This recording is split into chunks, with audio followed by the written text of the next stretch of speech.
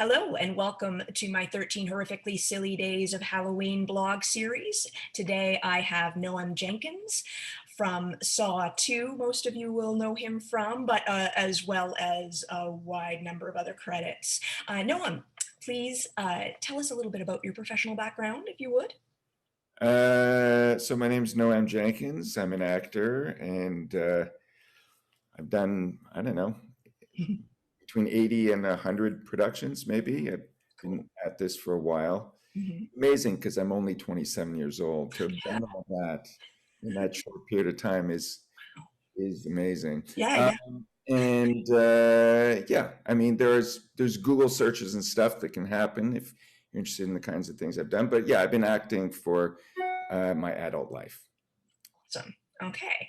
Well, let's just talk about Saw 2 first, if we could, because it is one of the main things listed on your IMDb, and it's certainly, it was the basically the beginning of that movie, but it was very impactful. All that So, tell us about your experience with that and that contraption. And yeah, go Yeah. ahead. So that was the second one, Yes. and in the first one, they sort of realized that they had a pretty good success with the first film. It was supposed to be just a one-off, and then they realized, oh, we smell franchise.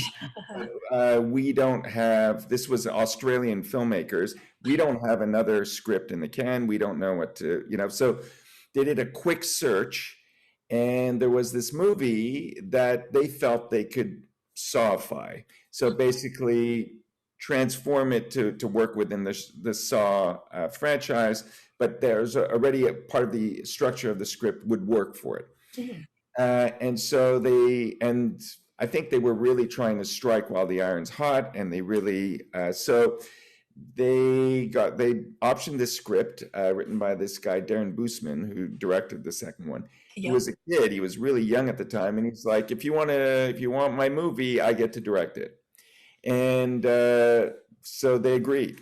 Wow. So when we started the second Saw, I mean, there was a lot of anticipation behind it because it was still pretty low budget. I think it was like, I don't know exactly, but it was still low budget by movie standards. Yeah. It was higher budget than the first one. They were shooting it in Toronto, and they had this kid director who was really excited, was a lover of the whole genre. So, was an expert even in his young years. And my management company was part of Twisted Pictures was part of my management company in Los Angeles. They were the ones who were actually doing the movie. So there was sort of an in that way. And essentially, he had a very sort of specific vision for this. And they said, basically, to see if I could do the job, they just wanted me to writhe in pain and see how I looked tortured. And that's great. And then I had to do a whole cast, basically, because they did all these prosthetics on me, like the eye. And all that. And then they built this whole contraption, which is the Saw Venus flytrap thing. Yeah. It was surprisingly heavy. Yeah. So, me being a kind of wussy actor type, there's a few things that I don't want to be uncomfortable. There needs to be lots of hors d'oeuvres. Anyways, so they, because when it was open, it was hanging that way, and it was quite a bit of weight. And we shot that scene over, I feel like it was like 3 days. Oh my God. It was a lot of shooting for just that scene. And it was a lot of screaming and freaking out. And anyways, I was pretty exhausted, and I quickly realized I need a stand, because it was a big deal to strap in. So once it was in, they couldn't take it in off and on between takes. And so I asked for a stand to hold it up, because the rest of the time I just feel like it was like pulling me down. So when I was sitting, I would hold it up. I mean, besides that, it was there was just a lot of he had a lot of shots. He was a young director, and I mean, that cutting style that they did, which was, hyperkinetic sort of cutting style. I feel like that was one of the first ones to do that. Like, I feel, I'm no expert, but Mhm. it felt like the genre, they had sort of put their stamp on a new kind of genre for the horror kind of Yeah, thing. new look, kind of. Yeah. Yeah, Yeah. look, and uh, uber hyper violent, right? Hmm. Uh, and so, yeah, so he shot a lot. Yeah. Uh, so, like, that's only what a couple of minutes of the movie, but this Yeah. Yeah. 3 days. Yeah. So, The credits run, I um, think. Yeah. yeah. So, yeah, I mean, besides that, that was one of the only kind of movies where I was like, after a while, I was like, I think we got it. Because it was just, I had no more voice and screaming, and it's like, I think with the 9 different setups you just did with the camera, I feel like you could probably cut something together. Um, And they did. Yeah. and they did. They did. They did They well. really did. I feel like there's like 2,000 cuts within that first minute. It's like, Yeah. um, so yeah, I mean, to be honest, for me, it was, look, I'm naked except for underwear and a Venus flytrap, and I'm like in this kind of cold studio screaming for three Mhm. days. It wasn't my favorite. Yeah, a Um, little tortury, yeah, actual torture process, I minor. Yeah. and also that they want it so big, like they like, it's that hyper over dramatized kind of realism. They want that kind of crazy kind of. So it takes a little getting used to, and sometimes you feel dumb, sometimes you feel good. Right. Um, uh, but yeah, it was kind of an experience because I didn't really think much. I just did it and then sort of forgot about it. And then I think it got released on Halloween or around Halloween. Yeah, it would have been. And then I start getting like calls and stuff like, you're trending on, blah blah blah, like they used to have, I don't think they do anymore, but they had the IMDb, list Okay. of, Yeah. ranking basically. And Hmm. I think at one point it was like I'd broken the top 50 or something, uh, which was, out of the world. Yeah. So, but Yeah. Cool. it was purely not because of me, but I think the movie made such a big impact, and the release date and all the marketing behind it was excellent. Hmm. And then you come in the movie, and the first 2 minutes is that guy in the Venus flight trying to carve out his ear, which is a very memorable scene. So then I think that's what sort of generated the thing. I don't think it actually had much to do with me, but But still. anyways, it was interesting to enter into that kind of world. And then I wound up, I never do these, but they asked me to go do a convention. Uh-huh. So I went to one of those for Okay. that, and How was that? yeah, that was next level.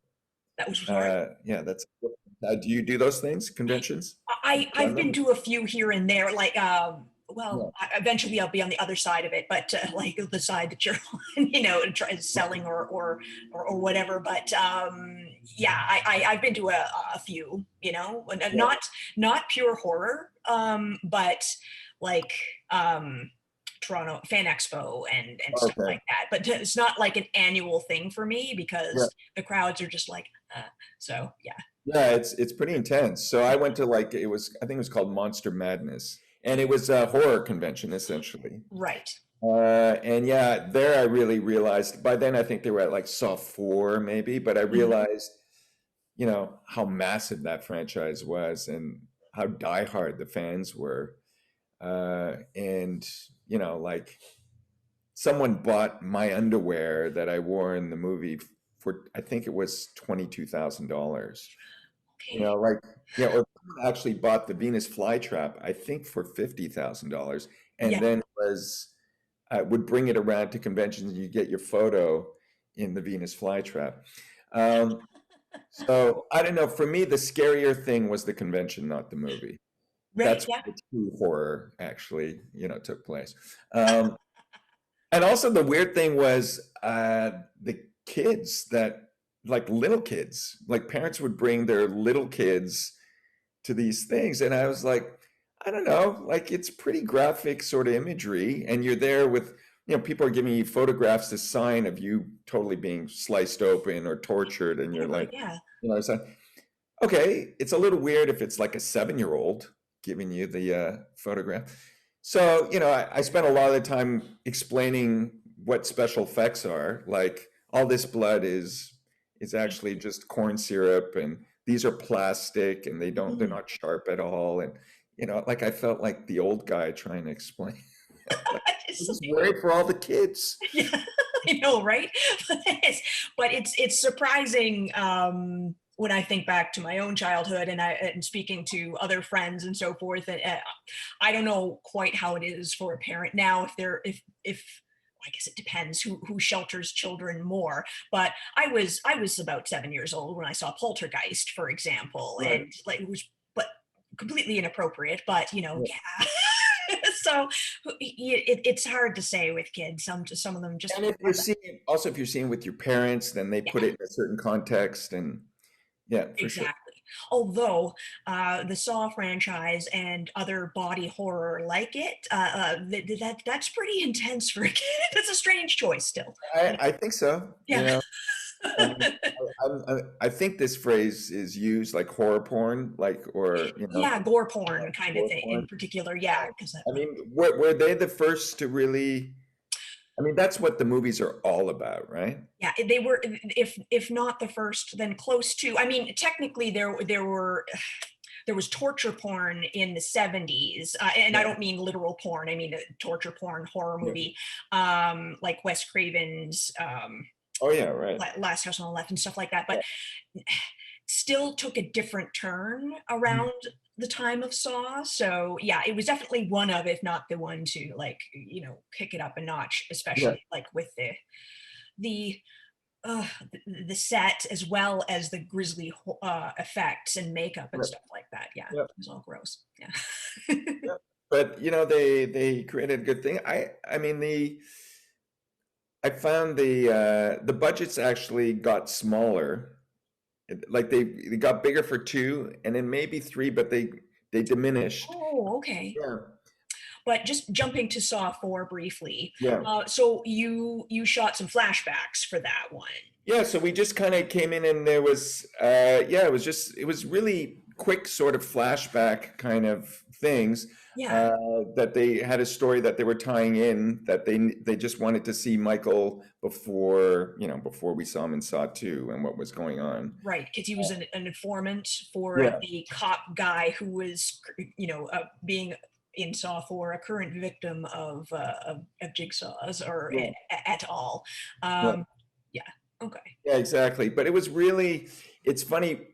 Sometimes, these little events, especially for people who really follow these stories, have quite a bit of significance, or they're placed. But really, for those of us who are just doing the job, sometimes, like, I feel like I went in for, like, it was like 3 hours in an afternoon. Mhm. It's like just Quick thing. you don't really think of it, right? Yeah. Um, I mean, even Saw 2, it was a few days, it was a few days on set. It wasn't like a big thing. It was just a few days on set. It was uncomfortable, but it wasn't like but that's the whole thing with movies. You never know, some really hit their mark, and Yeah, uh, sure enough. And number 4, I assume you weren't as tortured. no, not at all. In the flashbacks, it wasn't quite so to shoot. I feel like it was pretty hot that day when we were filming, so Oh, there was yeah. that. Okay. There's always, we could find discomfort anywhere. Craft services wasn't that good. That could be Oh, good. Yeah. okay. Well, that's a write-off then. Well, moving on to some other television and film that you've done, Yeah. that's genre-esque, horror-esque, etc. Now, this is debatably so. You were in an episode of The Good Witch, Yeah. which yeah. What were you doing there? I mean, I was basically I was the red herring. Oh, So I mean, this is I think it's kind of a stretch to put this in the horror genre. it is. It is. I just, they're witches, so Yeah. So this was and this was the Halloween episode, I think. Okay, so makes it slightly more appropriate. Yeah, and so uh yeah, I was sort of the creepy town guy that we assumed was the one behind all the uh all the sneaky things that were going on, and he seemed kind of scary and stuff. And then in the end you realize he's not the guy, he was the red herring. Okay, Um he's just a regular creepy guy. yeah, regular creepy guy, but it's amazing. Like I think that's Showtime, isn't it? That series? I'm not sure. I know I know it appears on W sometimes, Right, but yeah, W. I yeah. mean, this is like, I mean, it's the scary version of every other show that they do, which is just to appeal to sort of like people who are really bored and watching cable, I think. Yeah, and the like very soft genre. Yeah, yeah, Everything's really soft. yes, There's yes. no, yeah, no sharp angles anywhere. Okay. Uh, So I feel like that, if that's your MO as a network, trying to do a scary show is going to be pretty difficult. Yeah, Yeah. it's just not going to happen. Yeah. The best you can get probably is just, well, something that kids can watch safely. Uh, Yeah. well, what about Lost Girl? So Lost Girl was again, it was like a very kind of, it seemed to have like a cult following. Yeah, definitely, yeah. Yeah. And so I came in for a season, Hmm. and we were Greek gods. Oh, neat. But we had come to the planet. I was a goddess, anyways. Oh, So yeah, so cool. we were a married couple, and we were both Greek gods, and we're wreaking havoc on the human plane. But we each took the opposite gender, and we Neat. so that was fun. Yeah. I mean, again, very arch, and it's even, dare I say, kitschy at times. But it was fun to play that for me because you can throw some curveballs in there and stuff and do things a little differently. Um, so that was actually kind of fun, and there was a lot of play to that. I don't, again, uh, it's so fantastical Hmm. that I feel like for that to actually be scary, you need you need a great director. You Yeah. need time. You need to create a tension in a world that all that fantastical stuff doesn't seem just kind of like fantastical, and No, actually you can really suspend disbelief and get caught up in the fear of it. absolutely. Um, and so I don't know if that's the goal of these shows, Yeah, that show in particular. true. And so, like if you had like Stanley Kubrick doing that, then you could maybe It kind of would get be very different too. yeah. Yeah, he could pull that off, I'm sure. Yeah. But yeah, it was fun to work on. And again, it's the same. It felt like the fans were sort of the same kind of people. That there's. It seems like there's also cross. I've done some video games, right, and Yes. as voiceover and stuff, and there is a lot of crossover Uh-huh. between that as well. And Absolutely. so and I find the fans are generally they're pretty meticulous Mm. of horror genre, and that like they really know their stuff. Yeah. They really they're not casual. And yeah. No, true, true. So I respect that, and I also feel like uh, way out of my league because I know maybe a tenth of what the fan knows, and I just the guy in it. Tell me a little bit about the TV movie you did, An Amish Murder, if you would. Yeah, so that was actually a pilot for a series, Mm. Oh, and then they decided they didn't want to continue as a series, but they wanted to air it as a TV movie. So we shot 2 hours so that it could be a TV movie. right. And so that was a thing with Nev Campbell, and he Oh, was right. actually Okay. the producer as well.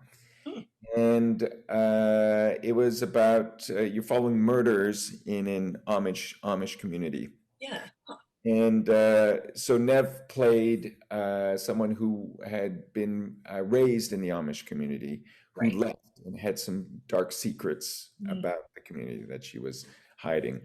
And so she is a police. She comes back to be the police for this community, and then these murders are happening, and Right. she's investigating. And a police, I believe, FBI comes into town to help her, and that was my character. Cool. But he's a troubled sort of guy with PTSD and some addiction issues.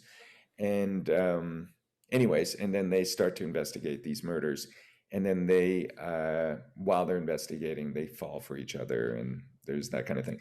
The director was Gyllenhaal. Yeah, he was an interesting director. He had directed a bunch of stuff before. His kids are pretty famous, Mhm. uh, Jake Gyllenhaal and Maggie. Yep. Um, and yeah, there was an interesting tone to that they created an interesting tone, which is sort of what I referred to earlier, that a lot of these things, if you can kind of create the right tone, it can feel edgy Yeah. and scary. And I find it's also camera, just framing. Like a lot of Kubrick stuff I find scary, even when it's not that scary. And you're like, why is it so scary? And it's just a frame, but there's so much tension in the frame that it's kind of like sometimes you don't need like an axe murderer and like a few heads to be chopped off to create real kind of fear. Um, and so, uh, yeah, that was kind of interesting to create that sort of tension. It felt kind of creepy when we were shooting it. Now, digging back into your memories, Mm. I had to ask you about Forever Night because I really enjoyed that series when it was on. I mean, Toronto vampires and the police force, right? Like, how can you not? So yeah, you were in Forever Night. Tell Yeah. me about that. Yeah. So that was one of my very first jobs. I Yeah. just come to Toronto. So uh, I was just I was just so happy to be on a set, filming. And I was really, it was all about just learning what actors do on set, and so there was a lot of, for me, I don't really remember so much of what I did on it, but I really remember uh, really watching Grant, Mhm. the lead. Yeah. Um, and just seeing at the time, I just thought he was so proficient. Like he just had such an ease and he just kind of carried, and he was so relaxed, and he could just bang the stuff off. And uh, so that was pretty great. um, it's funny, like horror movies, um, often when you're doing sort of scary scenes in movies, it doesn't it doesn't feel that scary when you're filming it. Mhm. First of all, because often in scary scenes in movies, there's barely anyone there. There's one person or something. So it's the absence of people that creates, like where is the bad guy or the scary thing? Where's it going to come from? Yeah. Well, the fact is, when you're on set filming it, there's a whole bunch of people all around. Yeah. And everyone knows exactly where the bad guy is and when he comes out or what the thing is. So there's no element of surprise, no aloneness, Mhm. So so that tension most of the time isn't there. But sometimes it just kind of is. Oh. And it's pretty fun when it is. Uh-huh. I found Forever Night, I didn't really, there was some, because it was night is forever night. So Yeah. nights all the time. And so Nighttime. sometimes when you were, asked to get ready and there was like a sort of scene prepping and you would just be standing kind of alone on a street kind of thing. It started to feel, you would get a little bit of the feeling.